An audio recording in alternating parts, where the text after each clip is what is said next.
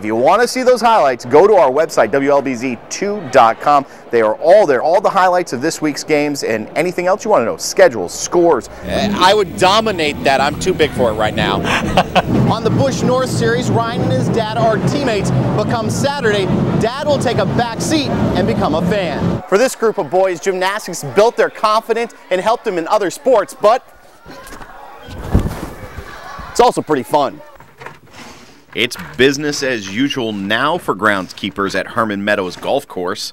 They're making sure the grounds look their best, but this season's wet weather hasn't made their job very easy. There was a difference in the walking crowd over prior years, but the funny part is that April and May were 2 record months for us, but we lost June, as did everybody, but July is picking it up. Things might be picking up, but not fast enough for Tom Murphy, an avid golfer. He refuses to play in the rain. He's played 19 fewer times this year than last year. The ball doesn't roll. A guy like me needs all the roll he can get. I don't get any distance. Have trouble reaching par 4s and 2. And a lot of days I just can't play. No matter what the weather, the groundskeepers need to keep up with the growing grass. When it's all wet, that can be tricky. My crew knows where they can mow and where they can't, and they do a good job with it. And not using the really large machines, you know, putting the extra effort in and going out with the smaller machines to try to maintain it is how we dealt with it. Over at Bangor Muni, there's a grass problem of another kind. So far in July, there's yet to be a day with an above-average temperature, making it almost impossible for newly seeded grass to grow. The grass that we have is growing very well, and that doesn't stop growing even with the rain. But to generate any new grass, the ground temperature is still very low, so it's hard to generate a lot of new grass to grow. Workers will be very busy over at Bangor Muni the next couple of days. Just next week, July 23rd through the 25th, course will host the 43rd annual Greater Bangor Open. And Jed Lowry expected to return back to the Red Sox lineup Saturday in Toronto. He's been out since April with a broken wrist. High school football teams can't officially hit the practice fields until August 17th. That's not stopping members of the John Baptist Crusaders from getting in a little extra training at UMaine. For the second straight year, the John Baptist football team is at the UMaine football camp. The Crusaders credit last year's lessons learned as one of the reasons they won the school's first state title in over 30 years.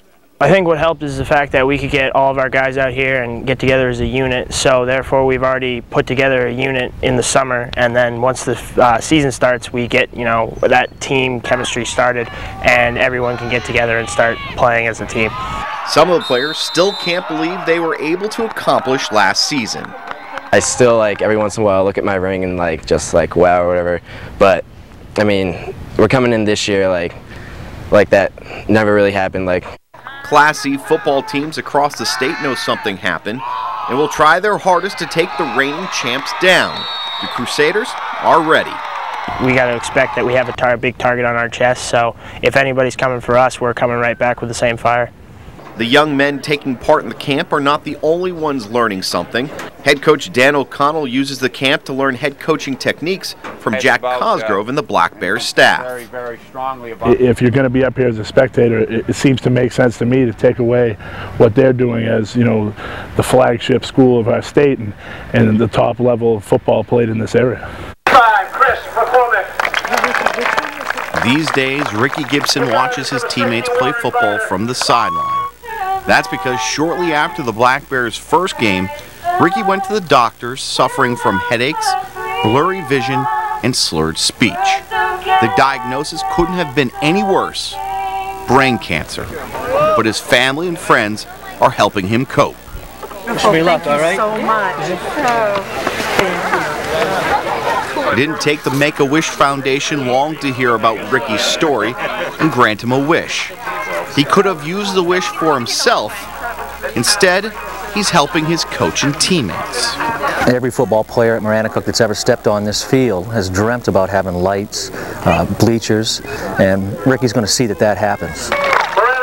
Maranacook football coach Kevin Norwood is so proud of his players' selfless act, but Ricky sees it differently. For as much as the football program has done for me, I don't think I could ever repay it back.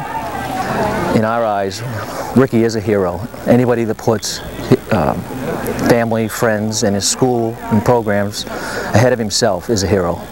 For Ricky, it's the least he could do for the sport and teammates that means so much to him. Keeps me out of trouble, my grades up,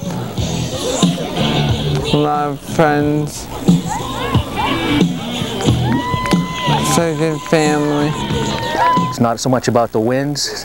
We play because we love to play the game, and Ricky's taught us that. And even though Ricky's illness has taken away his ability to play the game, it hasn't taken away his love for it. Have you ever tried to find out who won the shot put in the most recent Eastern Maine Class B track meet? That can be a bit more challenging. That could all change as a student at the United Technology Center in Bangor is trying to bring your favorite high school sports to you with just a click of the button. With just a click of the mouse, Luke Thomas posted another video on his website, givemesports.org. What started out as an idea is now a class project. I guess I came up with the idea because I wanted to just create a central hub for sports in Maine, especially high school sports. It didn't take long before he received feedback. And I must share that one of my most exciting moments with him was the day after he posted his site. He came in and said, "Mrs. Clapp, let me show you this." Someone from the United Kingdom actually saw his site and critiqued it, and the critique was just top A. Luke has gone the extra mile for the website, at the beginning working up to 6 hours a day on it. Now that it's up and running, many nights you can find him shooting video at local events. I can't be everywhere at once. I realize this. So why not give the power to the user? Now he's looking for others to contribute, but he's finding that to be very challenging. People, they'll check it out, but they don't want to really have much of a part of it. What I would like is for more people to just create an account and get going, uploading photos, videos, anything. And we have a link to Luke's website at our website. Just go under the sports tab at WLBZ2.com.